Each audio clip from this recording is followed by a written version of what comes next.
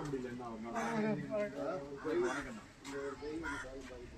எப்படி நீங்க அந்த கையை மாட்டிக்கிட்டீங்க? இல்ல இல்ல சும்மா நான் எல்லாமே நான் தான் பண்ணணும். சேவ் பண்றது எல்லாமே குளிக்க வைக்கிறது எல்லாமே நான் இப்படி ரெண்டு கையிலே பிடிச்சி இப்படி சேவ் பண்றது.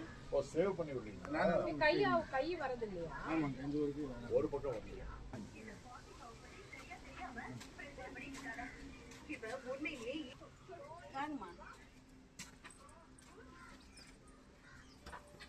முட்டி வலிங்க கட்டில உட்காருங்க அப்படின்னா வண்டியை வச்சு என்ன பண்ற மாதிரி ஐடியா தான் வந்தது அவங்களுக்கு ஐடியா தான். இந்த வண்டியை கொடுத்துட்டு அந்த வண்டியிலேயே மாட்டிக்கலான்னு முழுக்க முழுக்க என்னன்னா இந்த மாதிரி பாதிக்கப்பட்டவங்க முடியாதவங்க அடுத்த கட்டத்துக்கு வரணுங்கிறதுக்காக தான் பண்றது.